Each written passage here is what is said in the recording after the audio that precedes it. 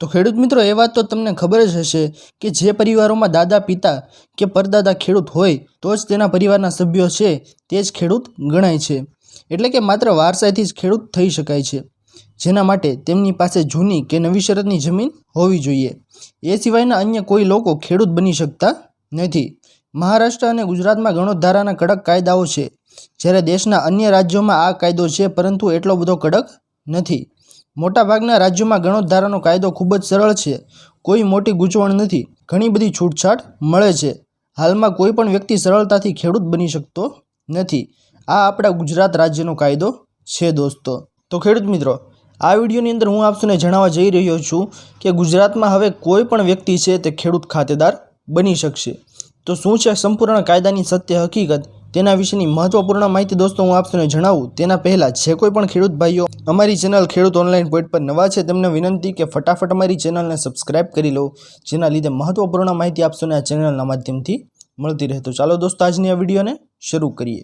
તો દોસ્તો આગળ મહત્વપૂર્ણ માહિતી આપને જણાવું કે એક સાથે હજારો એકર જમીનના માલિક બની શકે। ગુજરાતમાં જમીનોના ભાવ વધારે હોવાથી આ કાયદો વ્યાપક છે, કારણ કે કોઈ પણ વ્યક્તિ એક સાથે હજારો એકર જમીનનો માલિક બની શકે છે। હવે એ શક્ય બની શકે છે।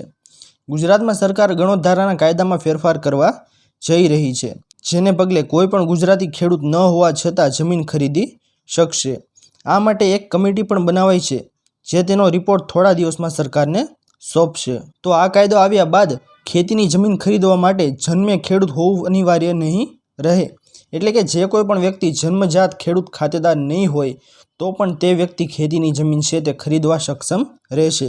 ગુજરાત સરકારે કોઈ પણ વ્યક્તિ ગુજરાતમાં જમીન ખરીદી શકે એ માટે ગણોત-ધારાના કાયદામાં સુધારા કરવાનો નિર્ણય લીધો છે, જેના માટે એક કમિટી બનાવી પણ છે।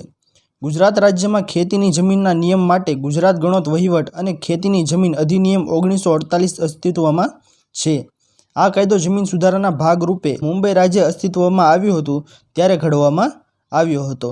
તેમજ ગુજરાતમાં ખેતીની જમીન ખરીદવા માટે જન્મ ખેડૂત ખાતેદાર હોવું અનિવાર્ય છે।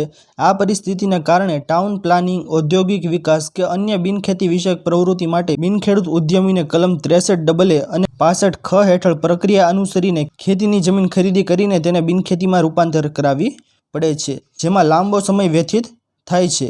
જેના નિવારણ માટે ગુજરાત સરકાર આગામી ટૂંક સમયમાં જ્યાં શહેરી વિકાસ કે ઔદ્યોગિક વિકાસ માટે ટાઉન પ્લાનિંગ ટીપી ઝોનિંગનો ઇરાદો જાહેર થયો હોય ત્યાં બિનખેડૂત વ્યક્તિ સીધી જ ખેતીની જમીન ખરીદી કરી શકે તે દિશામાં મહેસૂલી કાયદાઓમાં ફેરફાર કરવા આગળ વધી રહી છે।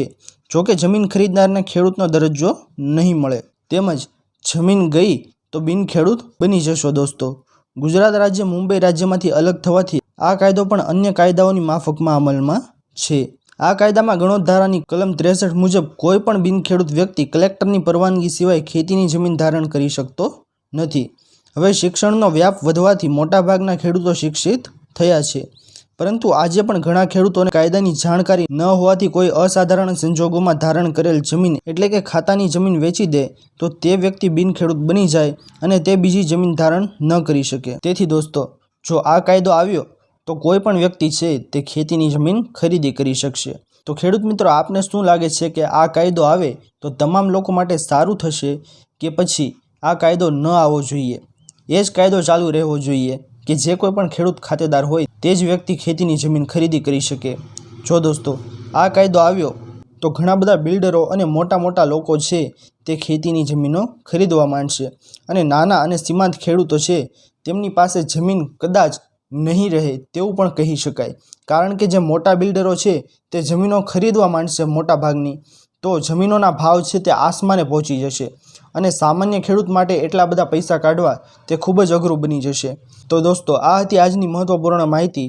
આપ મને કમેન્ટ કરીને જરૂર જણાવજો કે આ કાયદો અમલમાં આવવો જોઈએ કે ન આવવો જોઈએ, જેનાથી તમામ લોકોને ખબર પડી શકે કે આ કાયદો આવે તો સારું કે ન સારું। આશા કરું છું દોસ્તો કે આપ સૌને આજની આ મહત્વપૂર્ણ માહિતી પસંદ આવી હશે। જો પસંદ આવી હોય તો વિડીયોને લાઇક કરવાનું ભૂલતા નહીં। ચેનલ પર નવા આવ્યા હો તો અમારી ચેનલ ખેડૂત ઓનલાઈન પોઈન્ટને સબસ્ક્રાઇબ કરી અને બાજુમાં આપેલા બેલ આઇકનને પણ પ્રેસ કરી દેજો, જેના લીધે આવી જ મહત્વપૂર્ણ માહિતી આપ સૌને આ ચેનલના માધ્યમથી મળતી રહે। તો દોસ્તો મળીએ હવે પછીના વિડીયોમાં, ત્યાર સુધી જય હિન્દ અને વંદે માતરમ।